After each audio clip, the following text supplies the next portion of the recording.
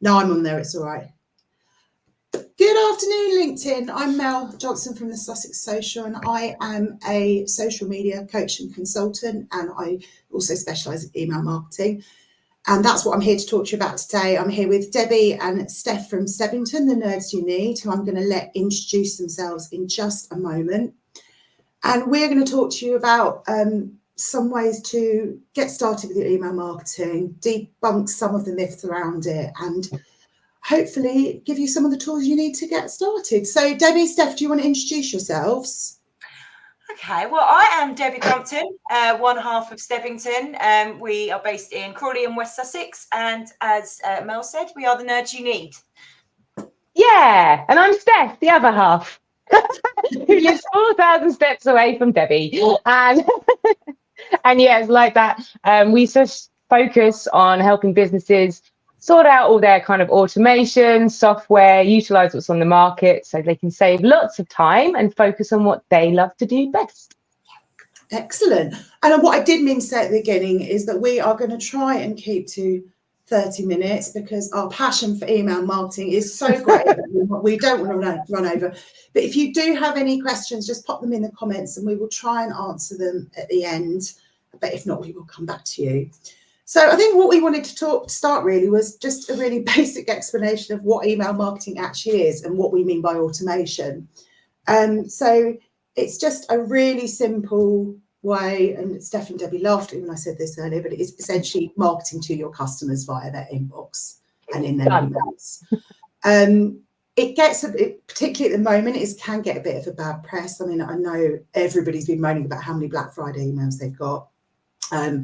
But as a business owner, it doesn't need to be like that, and it's not always that aggressive. And there's ways you can set it up so it feels less threatening, I suppose. But the brilliant thing about it is that you can monitor your progress, you can collect subscribers, and you can target people based on the actions they're taking and the actions they need to take. It's a really, really cost-effective way of marketing. I looked up some stats this morning, and global average turn is $36 to every $1 spent. So it's worth investing your time and money in getting it all set up correctly. So as you two are the automation specialists, do you want to kind of explain a little bit about what that actually means and some of the benefits of it? Yeah, Steph, did you want to take this one?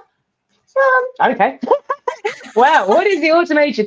So it's setting it up so that when someone, like in basic terms, someone clicks a button, say on your website, or they do a download, and you've asked for their email address or some information.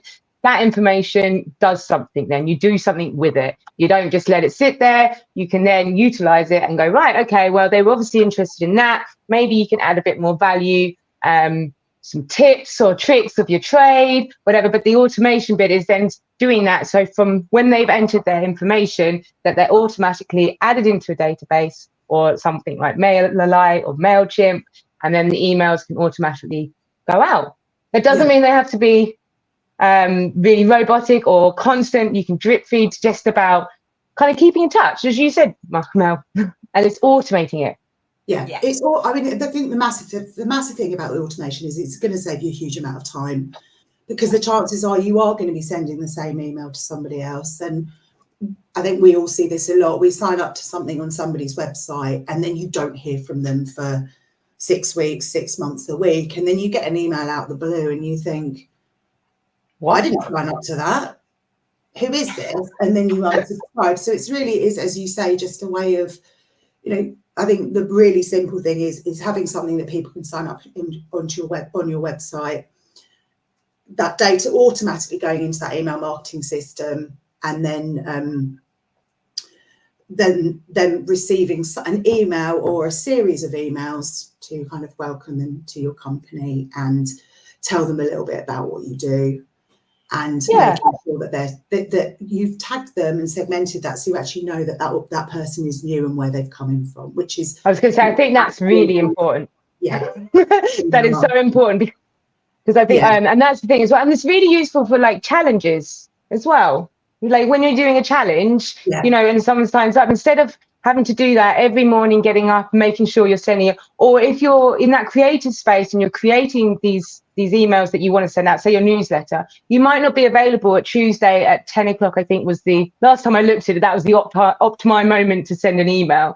You're not going to necessarily be available. So using the system, you can just automate. So it's all set up, ready to go when you've got the time, and then it's done. You don't have to think about it, and it will automatically go out. And like you said, make sure it's adding value. I think it's important with email marketing. It's all about, when we were talking about this previously, actually, and I think probably a lot of people watching have seen people who are launching what we call in kind of marketing world, that kind of short-term, really hard launch where I've done one of these and it's horrible, I wouldn't recommend it. When you're selling a course or something, you hit it really, really hard and you send people daily emails. It might even be twice daily. I think how often you send emails is completely up to your business and up to you and your business, and sometimes that's down to time, money and resource. But I think if you are doing that type of launch, you need to make sure that content is adding value and possibly segmenting it so people who haven't already bought that product are actually going to receive those emails. And I think one of the keys around that as well is that you probably are going to get quite a lot of unsubscribers. And I know people feel sad when they look at their unsubscribers. I always shed a little tear, Mel, every time we get an unsubscriber. One little tear for each one. I'm like, oh. But it's a good thing, right? As Debbie said. It is a good thing because I think you then know who's interested. And the other beauty of email marketing is actually, I obviously am a massive advocate of social media, but we don't know, particularly because a lot of our social media audience are lurkers. They're you get a message out the blue. I've loved all those videos you've done. They've never ever commented, and you don't know who's seeing that. But with email marketing, you can track who's opened those emails, who's read them, whether they've clicked, and even how engaged they are.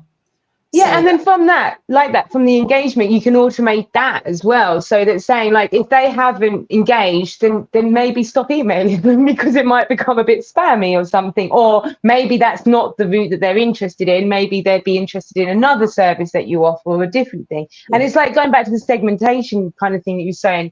I think that's where it's really important with the nurturing campaign. So if they maybe use you for one service, maybe there's another service that would complement that, in which case you can then automate and say, well, they've got that, so they go through this funnel and they get sent these emails because that would be of interest. And then there's so much you can do. I mean, sorry, Debbie.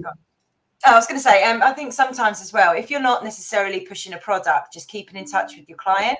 Because I was always like, I couldn't understand what the point of newsletters were, because I was like, I'm just unsubscribing all the time. And then somebody said to me, well, it just keeps them in your mind, keeps you in their mind. So it doesn't have to be, spamming all the time. But if you're just sending a monthly newsletter, you can, it just keeps them in your life.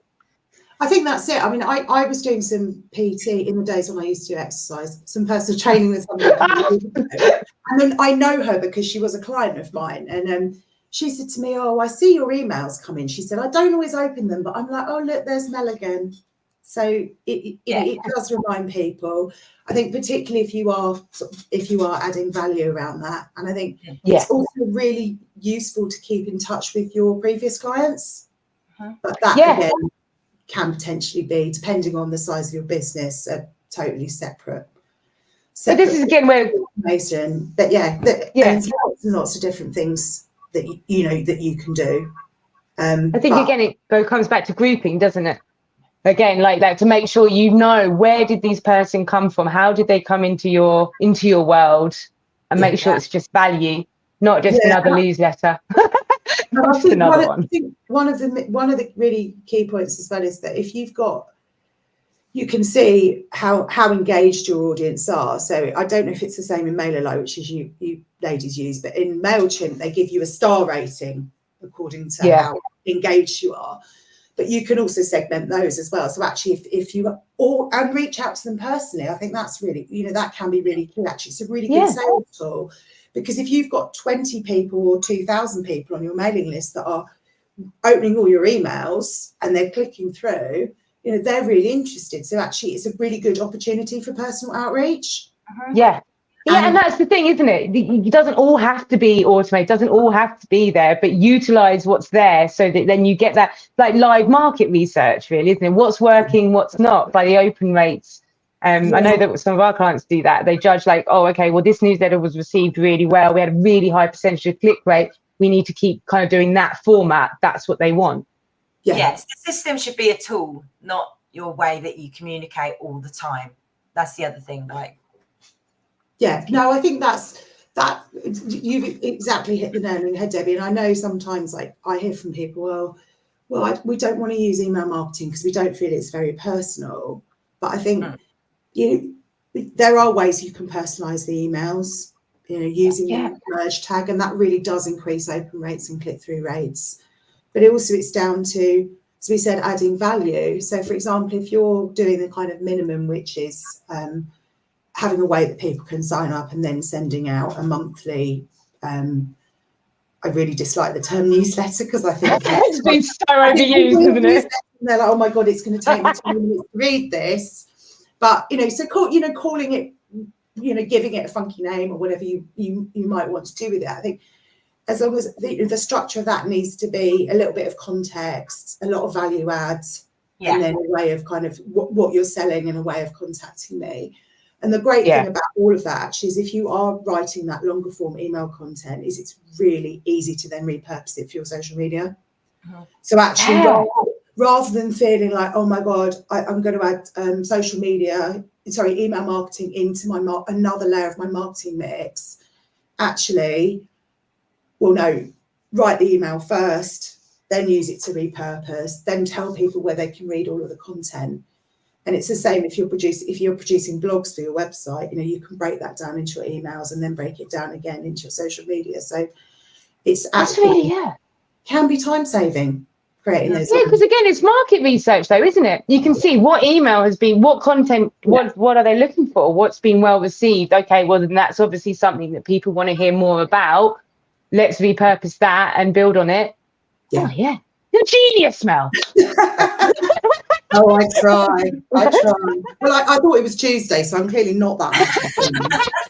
I'm so glad it's not. I'm not sure if that says something about the weekend I had last weekend, or if it just says something about what were you up to at the weekend? Well, I actually had quite a nice weekend, so it wasn't like I was working or anything. Anyway, okay, so I think we've touched quite a lot on quite a lot of the benefits, but I mean, for me, I think. Well, the benefits, one of them we just said is it's really easy to repurpose content. One of the things, and this is the boring, nerdy stuff that the three of us love, is that if you are using an email marketing system, an example, someone said to me the other day, oh, we've got a huge database of people and we email them. And I said, well, do you use an email marketing system? Oh, no, we just send them emails. It's like, well, the chances of those people replying unless they're actively ready to buy from you or it's a really good email is extremely low. But if you had those people within that system, you would be able to gauge whether they'd opened the last 5 emails. And again, you'll be able to use the group section. So is it a small business, large businesses, what area of the businesses? I keep coming back to the group thing because I just think it's so important to do that. I think one of the things so I'm just going to kind of So I guess classify for people who are watching who are not really kind of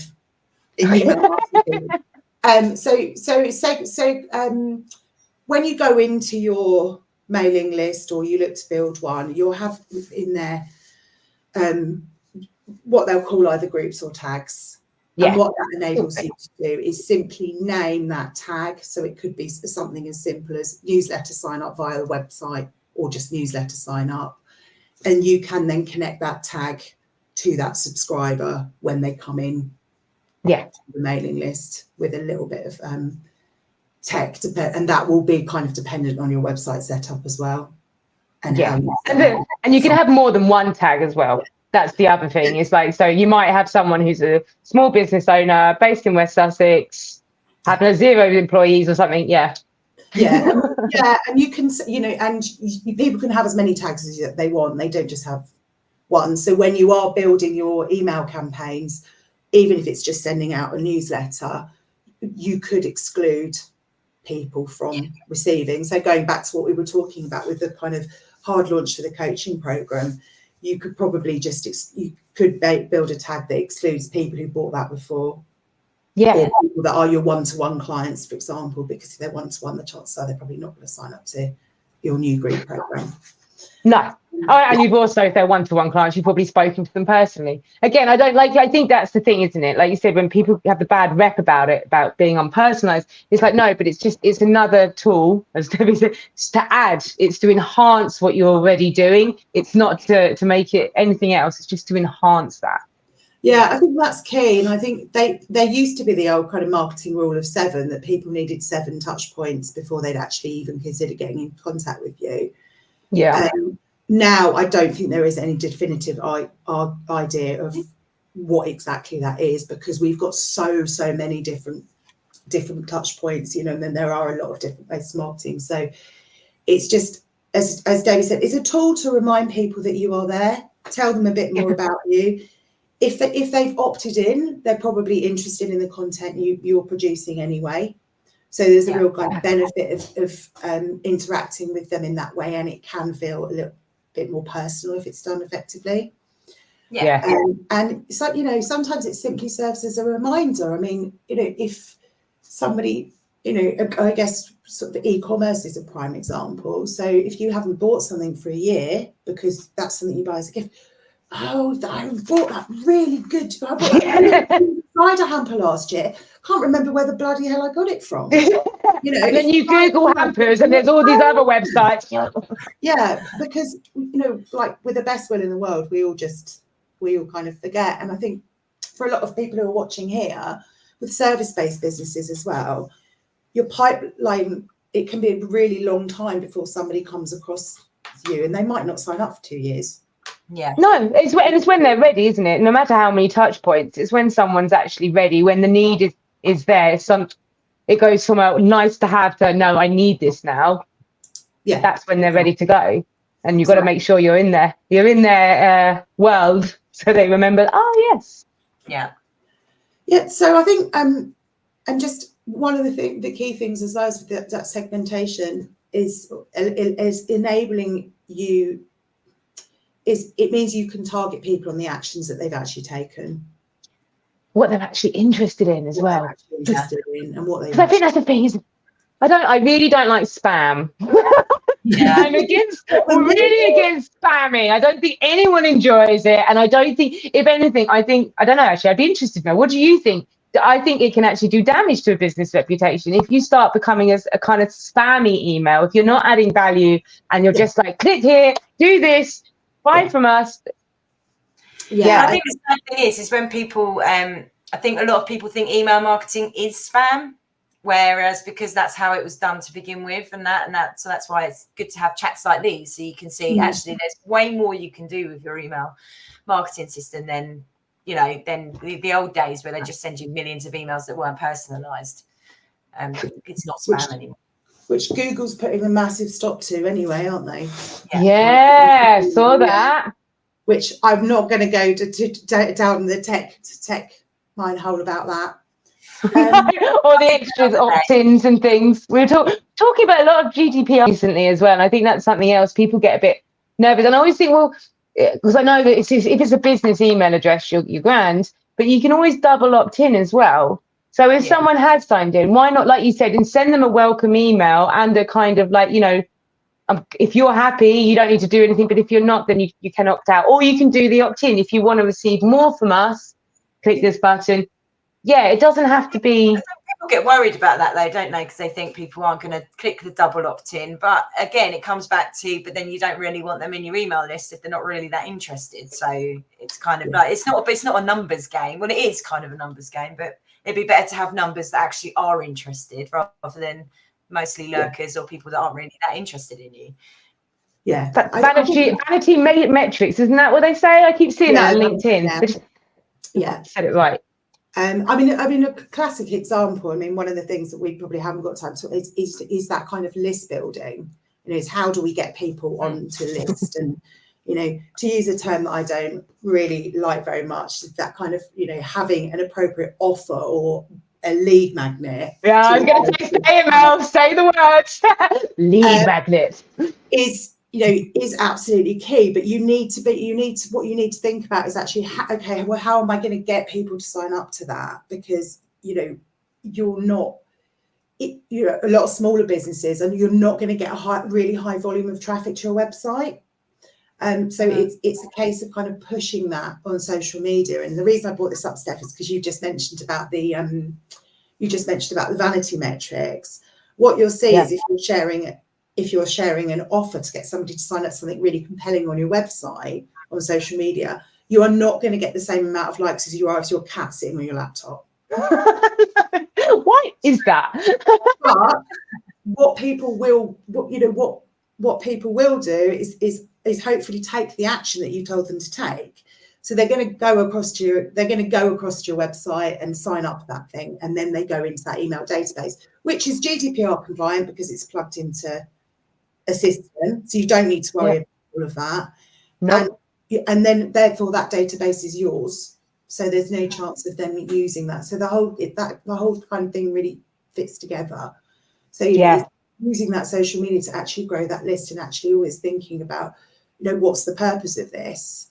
Because actually your email marketing could be about list building because you want to let people know about your products and services.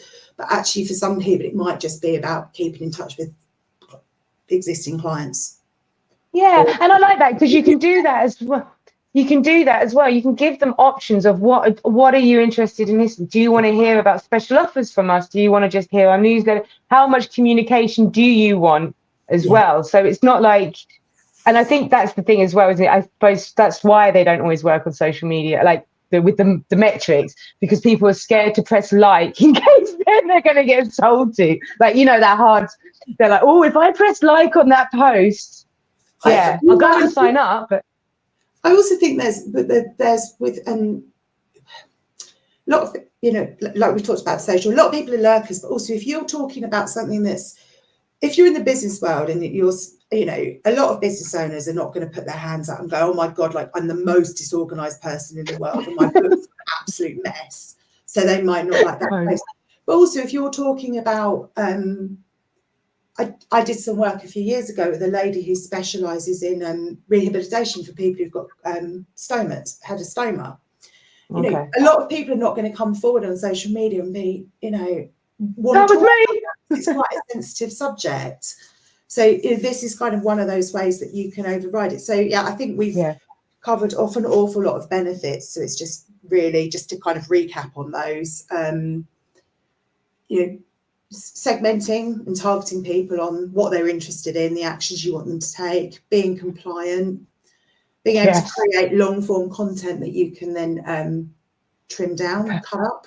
Yeah, repurpose. You've got a week's content from one newsletter, haven't you? Yeah, exactly. Having an audience, being able to monitor your audience's behaviour and then potentially do that more personalised outreach is another one.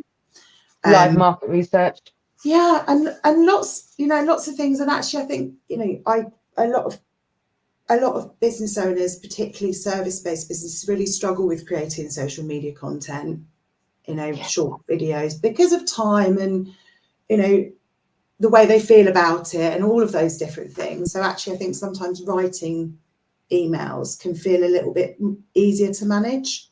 Yeah, and I think for the people like that, because I would be one of those, like I'm like, but it's just the way I always see it is, it's just, are you adding value? Are you giving value to someone? Are you something that they might not know about? That you might be able to help them with that particular thing, great. But even if not, is it something they need to think about? Just always add the value, and then I think it's a lot better received. Yeah, I think that's again, that comes down to overall marketing. For if you're doing your own marketing, it's having that reframe of actually like, oh my God, this is so cringy, I'm talking about myself. I was actually thinking about structuring that. So actually it's more about helping others. Yes. That's how I get around it in my head. Otherwise you'd never hear from me. So hopefully over time they'll come to think of you as the person to go to.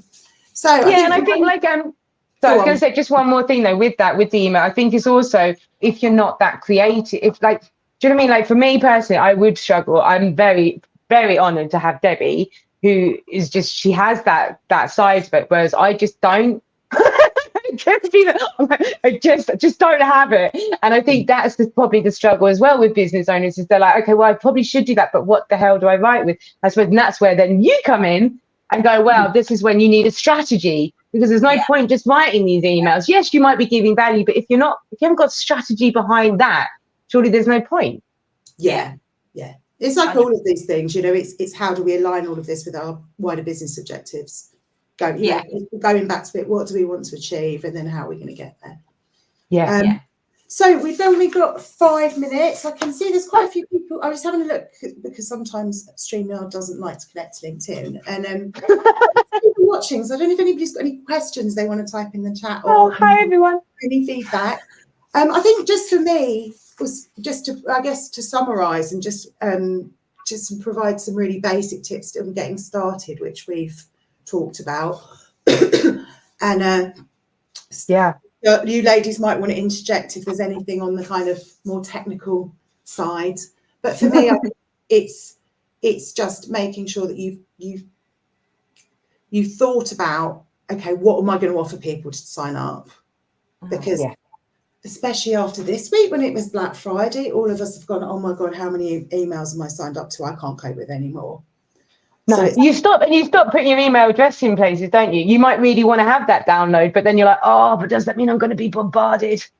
Do you know what? I think this is really interesting though, because we and probably a lot of people watching here, because we're other business owners and we watch things like this, we all know what you're trying to do. my mother's like, oh, I get their email. She loves it. Yeah. You know. Really? because people don't, you know, they don't think, they think, oh great, I'm getting this brilliant discount or this brilliant offer. So yeah, it's thinking about how you're going to get people on there. But then actually when they do find that offer, how do they opt in on your website? So you need to make sure that that's compliant and you are registered with the ICO. Yes, very important. Because if you're a business owner, you're gathering data. You're going to have client data. If you've got client data, and then you come in and just making sure that they get something that says thanks for signing up, how they received that offer, as a minimum. I mean, I would suggest that you send a few emails, and how many and how close together they are kind of depends on your sales funnel. Because I think I like quite spread personally. Like my personal preference is always like little and just every now and then words. But I know that for some it's if it's like a challenge or something that you've got to sign up. Well, like Jodie Newman's Advent, you know, there's a deadline. You need to. Yeah, no, we're all in it. Quick plug for Jodie there. Come on. But yeah, like that. You know, you obviously that's then going to be using emails. And she's got the opt-in, but we've had to push it, so it's one of those more time critical. So yeah, you would push it a little bit more, whereas opposed to if it's something that's just that's the great thing as well. If someone signs up at 3 a.m. in the morning, they get those emails, and then they get another email 2 or 5 days later, and you can turn that off at any time, and you can track where people are falling off in the sequence. So there's just whole mountain of information. There's absolutely loads that you can do with it, but yeah, it's having a plan that matches your business and a strategy. And I think as Gareth James has just popped in the comments, I think sometimes people overthink their newsletters and spend too much time on them. I couldn't agree more with that. I think we all, and I don't do it all the time, but I think we're all probably guilty of overthinking things. Yes, ma'am. It is a daily habit of mine. That's why I don't always post on social media. And you know what? I overthink it too much. I was having a conversation with a business owner yesterday, and she said to me, she's just like, you know, she's quite early on in her business journey. She's like, I just worry about everything, but I've got to remember that it's all just testing. Particularly when you start out. So, you know, send it out. Most people aren't going to remember in 6 months' time. If they really hate it, they can unsubscribe. Actually, often the things we worry the most about, I think, are because they're the ones, that's the type of content that perhaps feels a bit more you. Yes. You're scared to put it out there, and quite often Then it's like stuff. it's like then people are saying they don't like you, which is not what they're doing. But yeah. Oh. Yeah. I think Gareth has absolutely just hit the nail on the head with his comment. Right, we are 30 minutes, so we are going to have to go. Thank you, everybody, so much for joining us. If you've got any questions afterwards, just pop them in the chat or drop us a message, but we'll put a little link in and how you can get in touch with us as well. But Yeah, thank you for having us. Thank you. See See you later. Bye, everyone. Bye.